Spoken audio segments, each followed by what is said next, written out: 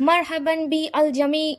أهلا بكم مجدا في سلسلة تطور أجهزة الكمبيوتر. حلقة اليوم في غاية الأهمية لأنها تماثل النقطة التي انتقلت فيها أجهزة الكمبيوتر من المختبرات والمصانع إلى المنازل في جميع أنحاء العالم. أهلا بكم في الحلقة 6 المعالجة الدقيقة وظهور أجهزة الكمبيوتر الشخصية. في الجيل الثالث شاهدنا ظهور الدوائر المتكاملة، لكن الخطوة التالية كانت جئيل. أجهزة الكمبيوتر أصغر حجما وأكثر قوة.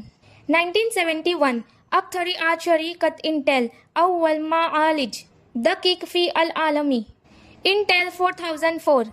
شرح مبسط: المعالج الدقيق هو أقل الكمبيوتر على شريحة واحدة، أشبه بنظام تحكم متكامل مضغوط في حجم قطعة نقديات.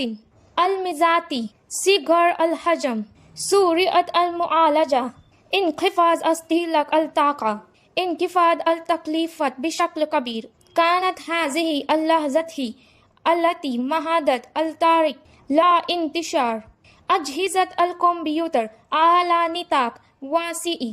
منذ عام 1971 وحتى اليوم نعيش في عصر حواسب الجيل الرابع. الميزات الرئيسية تعتمد على المعالجة الدقيقة، شرائح LSI و VLSI، الدوائر المتكاملة وسيعة النطاق. بداية ظهور الحواسب المنزلية والشخصية، تطور الرسوميات وأنظمة التشغيل. أصبحت الحواسب في متناول الجميع. لم تعد الحواسب طرفا، بل بدأت تتحول إلى جهاز منزلي أساسي. كان أكبر تأثير للجيل الرابع هو ظهور أجهزة الكمبيوتر الشخصية. أجهزة برزت في هذه المرحلة. أبيل الأول 1976 من تصميم ستيف جوبز وستيف ووزنياك.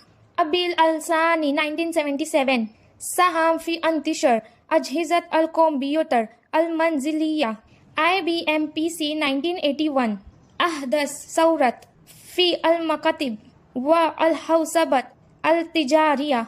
كومودور 64 1982 جهاز بأسعار معقولة باعت منها ملايين النسخ.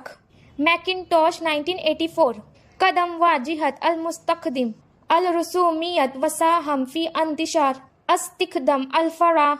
كانت هذه هي الحقبة التي بدأ فيها الناس بإحضار أجهزة الكمبيوتر إلى منازلهم. أنشأت المدارس مختبرات حاسوبة، وانتقلت المكاتب إلى استخدام السجلات الرقمية. مع تطور الأجهزة تطورت البرمجيات أيضا.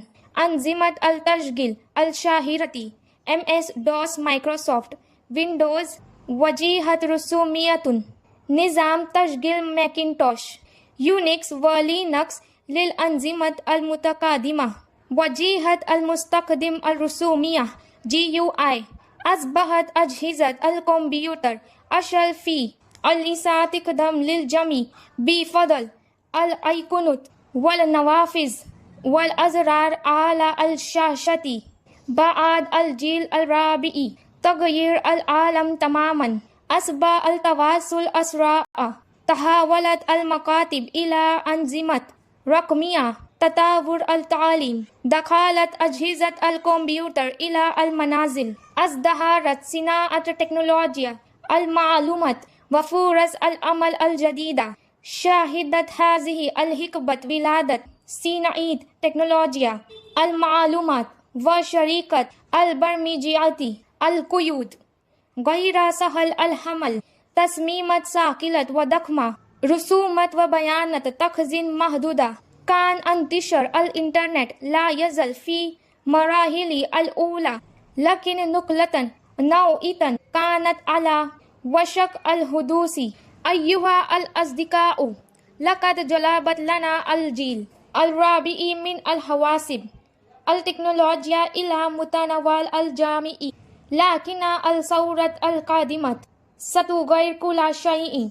الأجهزة المحمولة وعمل الإنترنت في الحلقة السابقة سنتحدث عن أجهزة الكمبيوتر المحمولة والهواتف الذكية وثورة الإنترنت. كيف أصبح العالم متصلا بالإنترنت بشكل دائم؟ أعجبوا بالفيديو وشاركوه وأعلقوا إليه. أخبروني ما هي حلقتكم المفضلة حتى أعلن. إلى اللقاء في الحلقة السابقة.